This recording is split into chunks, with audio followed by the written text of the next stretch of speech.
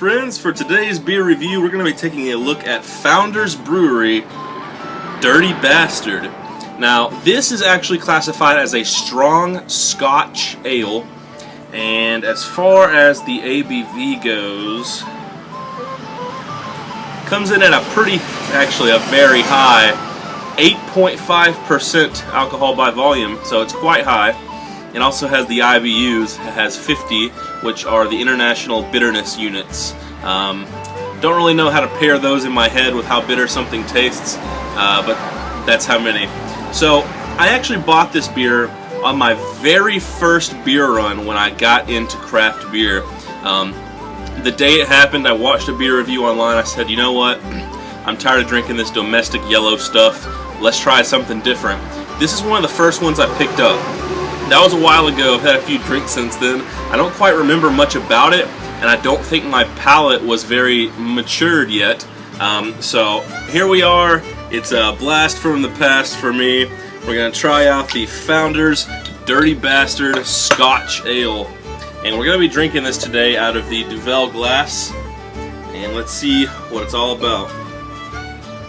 Straight out of the glass, it has a very orangish caramel, or straight out of the bottle, an orangish caramel color to it. Forms a nice one finger of head. Little bubbles rising to the top.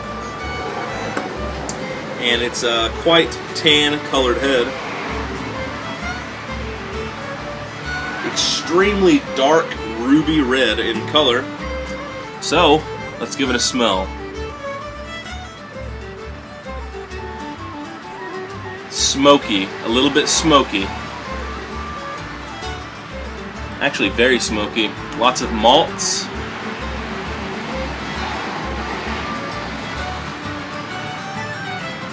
Maybe just a tinge of caramel and vanilla.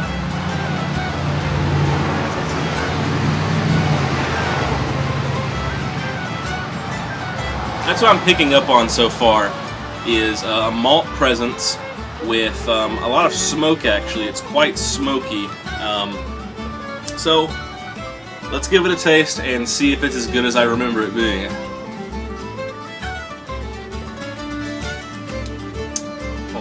Oh my god. I've come quite a long way since I very first tried this a long time ago.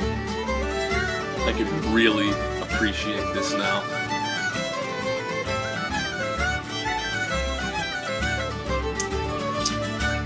God damn, that's good. Alright guys. Very, very sweet.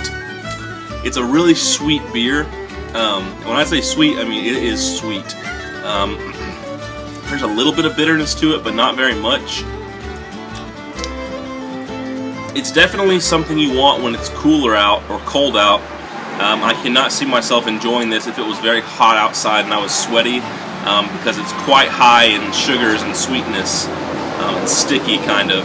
But on a day like today, it's perfect. So, let me see if I can break down the flavors for you. There's a lot going on with it.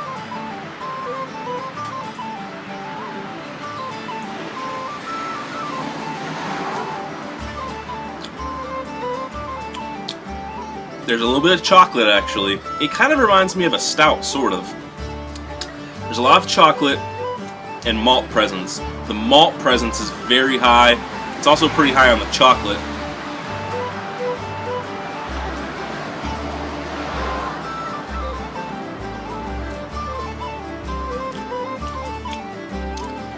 Perhaps just a really slight tinge of a tobacco-y kind of, and also bourbon-y sort of note.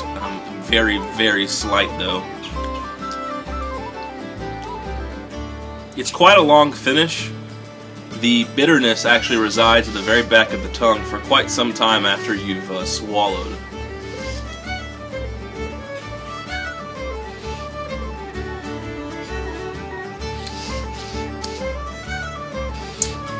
It's really good. So, you got very sweet malts up front. A little bit of chocolate, a little bit of tobacco, a little bit of vanilla, a little bit of caramel, with a bitterness at the end to kind of round off that sweetness. It's not cloyingly sweet, and that's good. Last time I drank this, I remember telling myself this is a 5-star beer. I wouldn't say it's a 5-star beer now, but it's definitely like a 4.78. Very high, very close to a 5-star beer. If you guys are able to get this in your area, I highly recommend it and suggest that you try it. It's quite unique, very sweet, excellent on a cold day. It's a sipping beer now, so take that into account. This is not something you want to chug, but it's a sipping beer. Very good, very well-rounded, just a nice overall warming beer. Hope you guys enjoyed the review.